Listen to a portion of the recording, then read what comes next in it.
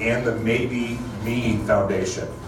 Over the last 4 years, he has had the privilege to grow multiple 6 to 7 figure businesses. Little do most know that he did it with $33 in his bank account. How the heck can you can't even buy Starbucks with $33. Holy jeez. He's here to share his story and give insight to the puzzling questions around business and life and how we maintain not burning out. All right, I'm going to stop now. This is amazing. Ladies and gentlemen, the one, the only, Joey Wilder.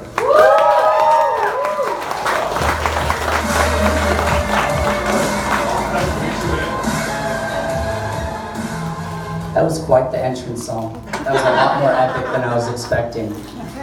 So to give you guys the preface, donuts are the reason I'm here. Yeah! Best donuts ever. We love your donuts. Thank you. I'm glad you guys have actually gotten to try them. So my name's Joey Wilder. Like you said, I'm the founder of the San Diego Protein Company. We are a novelty health food company with a twist. We do healthy donuts and baked goods that come in the form of donuts, muffins, holes, gluten-free, vegan, no sugar added, low carb, high protein. I started this with an Instagram post. Yeah! It was never meant to be a business. I was prepping for a bodybuilding show many years ago. Took a picture and said, donuts for dinner. Who thought? The next morning, I woke up hounded with messages. I didn't think anything of it. My only goal has always been to be just a face in the crowd. So everything I'm doing now is the complete opposite of what I wanted. The next day I was in the gym and I had a gentleman come up to me that was very, very large in the fitness industry. He said, I'd like to retail these inside my shop. I just kind of blew him off. I said, no, it's not that kind of thing. I went home that night. I thought about it. I had just left the corporate environment. I had $33 in my bank account. I had no plan for what I wanted to do. I left a 6-figure job because internally I was unhappy and my moral compass was off. I viewed people as a dollar amount. I wore a mask inside my workplace that before everything it was a mask of cruelty. After that it was a mask of resilience, and after that it was a mask that lacked empathy. That parlayed into my personal relationships and I lacked genuine friendships. I lacked authenticity in that. And so in this moment, I took that $33 and said, you know what, I'm gonna give this a shot. I spent that $33 on containers. I had about 62 cents in my bank account at that point. I took this huge leap of faith, and that's what I'm gonna talk about today, is taking that leap. In the first 6 months of that business, we gained 10 retailers throughout San Diego. I had no idea what I was doing in the food business. I still am kind of figuring it out as I go. We've grown to 25 retailers around San Diego. We ship internationally. We have our own storefront in North Park on 30th Street. We have 4 stores in Northern California. We're about to bring stores on the East Coast in Tennessee, Miami, New York. But above all of that, the Maybe Me Foundation fulfills me much more. The Maybe Me Foundation is for children that grew up thinking maybe me. I was one of those children. I thought maybe me, maybe I could make a difference. Maybe I could work my family out of misfortune. Maybe I could graduate college. Maybe I could make a difference. So that's the goal with the Maybe Me Foundation. So that's my big next project that I'm doing. But donuts are what got me here. Yeah! So when it comes to taking the leap, how many of you have ever taken a leap? Whether it's talked to that hot girl in the club, whether it's tried to launch that business and failed, we're a lot more alike than you think. I took a leap in such a large way that I took the only money I had and put it into my business. And time again, that principle of taking the leap has been pivotal in my life. All the way down to when I was 9 years old. I couldn't swim. My uncle had me on a surfboard. I jumped off the surfboard, couldn't swim. I was underwater, I was freaking out. I could see the sun above me, I could see the wakes of the water. I emerged. At 9 years old, I was comfortable taking the leap. And time again, I would talk myself out of taking the leap. When at 9 years old, my adolescent self was so comfortable doing that. Fast forward to when I was 11. How many of you bought those cool skateboard stickers when you were younger? Anyone out there? Like stickers, inner stickers? I could never afford those.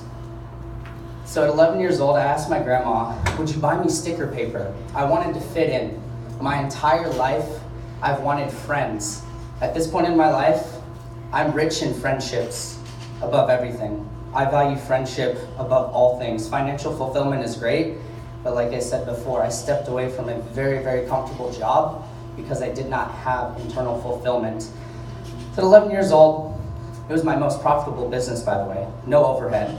I used Microsoft Paint. I put all these stickers on there. I know, copyright infringement. I know. I sold these stickers for $5 per sticker. Ended up raising $2,000, and in 5th grade, at that age, that's a pretty good amount of money. Especially at this age, that's a good amount of money. Fast forward to when I was 16, I was very into skateboarding. Broke a lot of bones. I don't skateboard anymore. I stopped skateboarding because I had one bad incident with a rail. I'll leave it at that. Yeah, you guys can make the gist of that. At 16, I built my first website. Oh, testing, cool, we're good. I built my first website. I was selling ad space through Google to make money, because this is before YouTube. We were taking videos of us skateboarding and posting them on the website. We're getting a ton of traffic and start selling ad space. Fast forward to when I was 23 years old. I went into the corporate environment between then and 24, and it was the worst experience of my life, but the best experience at the same time. Like I said, I viewed people as a dollar amount. Has anyone ever worked in an environment where you have to wear a mask every day? You guys raise your hand. I've been there. It sucks. And sometimes we forget to take that mask off. I've been there. Like I said, cruelty, resilience. It's not a good thing. When I started my business, I had no idea what I wanted to do with it. I didn't even view it as a business, honestly, until about 1.5 years ago. And the issue of that was I could not view myself as bigger than myself. I couldn't view my business bigger than just me.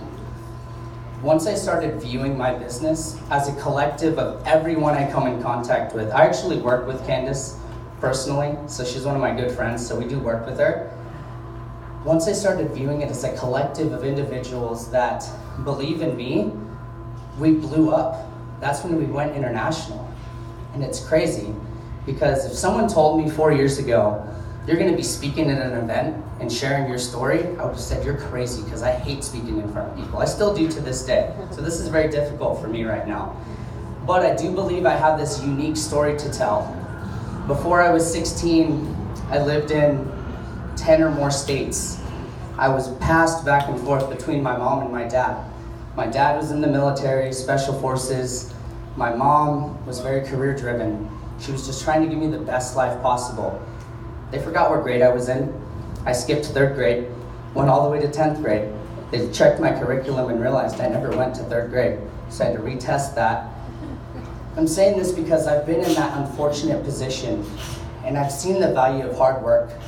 I've seen the value of resilience, and I've seen what tenacity can really do.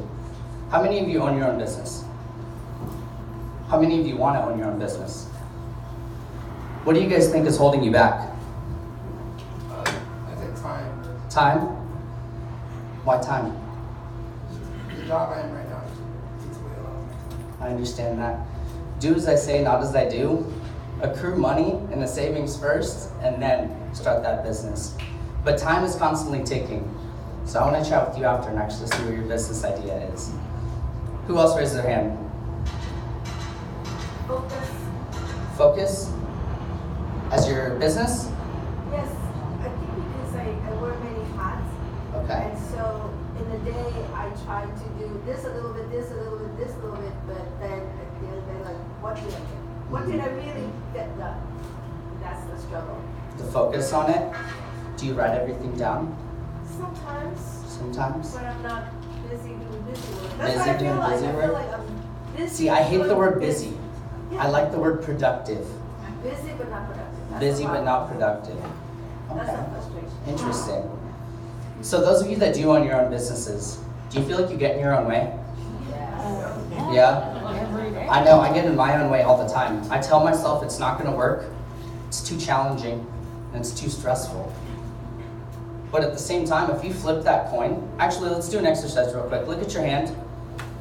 Let's pretend, I'm not gonna have you write anything down, that takes too long. I'm all about time efficiency, time. Envision 3 things on your hands that lack self-belief. So 3 things that you tell yourself won't work. It's too challenging, it's too hard. If you want to go deeper, go for it. Now flip your hand around. Tell yourself 3 things that you do believe that you can do. I know I can. It's not that challenging. It's possible. Now flip your hand over. Now flip it back over. That's how easy it is to self-sabotage and have self-belief. It is literally that simple. And it took me 4 years of trial and error to do it. And it's crazy that such a simple principle can make such a pivotal change in your life. I mean, if someone told me I would be here because of donuts, I would say, you are crazy. I will never do donuts at all. But I'm here. And it's given me this large platform to go around and share my story, because I feel like my upbringing is similar to a lot. I have certain specifics that make me a little more unique, but we're all the same in the long run. We all have the same issues that we run into. We get in our own way. And it's kind of mind-boggling to me. I've gotten the chance to meet so many inspiring individuals, and the one thing that is constant between all of them is they have so much self-belief. It's not an egotistical thing. It's not a pride thing. It's a human thing. It's okay to believe in yourself, and it took me a long time to accept that, and to accept that it's okay to be your biggest cheerleader. To me, my mom's my biggest cheerleader, and that's why I do everything that I do. Let me take a drink of water real quick, guys.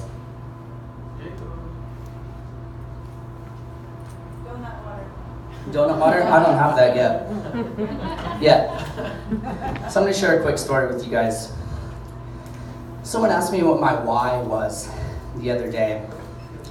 We just did this exercise earlier. And to me, my why is very personal. When I was 9 years old, I was sitting there playing with Legos. I'm going to paint a picture for you. I'm sitting in a living room. We had no couch. We had a tiny little TV. My mom had a bed in the corner. It was like a studio. Sitting there playing with Legos, and my mom comes up to me and she sits down and she says, Joseph, I can either get us food tonight or I can drive us to school and me to work tomorrow. And I looked up at my mom and I said, well, it looks like I'm going to school and you're going to work. I didn't realize until years later that that sentence rings in my mind, of knowing that my mom did everything she could to give me the best possible life. She took that leap. I learned that from my mom and didn't really have words to put to it or really conceptualize what it was until I got older. And now I go around sharing this story on the radio waves, on podcasts, and now with you guys. I'm extremely humbled to be here. And the fact that I got invited to be here is incredible. And sharing my story, I hope really resonates with someone and shows you that you don't need capital to start a business. Like I said, do as I say, not as I do. Set yourself up to at least be able to pay your bills. So I could tell you stories of me using a duffel bag as a pillow and a towel as a blanket because I signed a lease and I couldn't afford any furniture or anything at all. But it's those down points that really show you, when it comes down to the nitty-gritty, who you really are.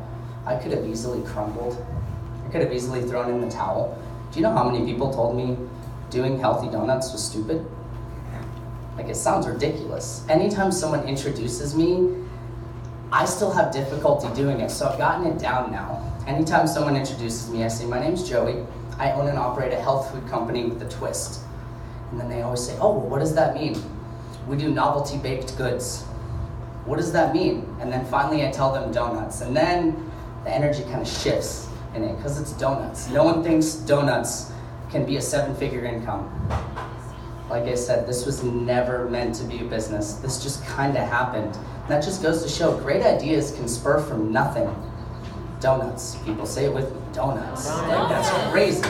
The fact that donuts have gotten me here still baffles me. And that's why now I'm using this platform to hopefully pass on some good and change some children's lives. The goal with the Maybe Me Foundation is to throw these gala dinner events, to do a pay-per-plate or a pay-per-attendance. And I want to help children that are in economic disadvantages, children that are in the system, because I've done a lot of volunteering. I helped rebuild the Children's Center in Kearney Mesa earlier this year, and that was the most gratifying feeling I've ever had. These children were ecstatic over a room that we painted. All we did was paint the walls. These children were ecstatic over that. The goal of the Maybe Me Foundation is to raise money for these children to get into 1, athletic programs, 2, child development programs, after school programs, because to me, had I not been in those programs, I don't know what would have happened to me. And it's interesting because I, at a very, very early age, realized that I needed to get comfortable being uncomfortable. Because to me, discomfort is the cost of admission to a meaningful life. And I can tell you time and time again, I've been so uncomfortable. Candace can tell you, I will call Candace when I'm traveling somewhere or if I'm just hanging out at home. Candace is one of my best friends, and I tell her the trials and tribulations I go through, but I do it with a smile because I know at this point that nothing's permanent. You can always get out of your social situation. I've been in positions where I've brought my account to negative and still had a thriving business. I've taken that leap because I understand that when you're down here, the only place to go is up. And to me, success isn't an upward spiral, if we want to call it a spiral. To me, success is consistency, a consistent work ethic, waking up, doing your same day to day. To me, I start my day with 10 minutes of meditation in the morning. To me, I wake up, and just waking up is a good enough reason to be grateful. I wake up, I'm able to breathe, I'm able to communicate, I'm able to talk, I'm able to make a difference. And that's why I want to do everything that I'm doing now, because although donuts got me here, and the donuts taste amazing, if you haven't gotten to try them, chat with me after, I'll get some to you personally. I wasn't told to bring them for the dessert bar. Steven, wherever you are, got it on the next one. But I just want to share this gift with the world. I want to bring as many people together as I can. So if we can network and connect outside of this, and I can get you guys into the Maybe Me Foundation, we're going to be doing a series of park restorations, beach cleanups. I want to be a connecting point to make not only a just difference, but a compassionate difference for others. Because I think if we empower our youth, we empower our future. And if we have no future, it doesn't matter if we have these thriving businesses, because there's not going to be a future to do anything with it. It's really all I've got for you, ladies and gentlemen. Mine's probably going to be the shortest one today. I appreciate you guys for listening. I hope you got some good tidbits and nuggets, as our man said over here. I appreciate you guys.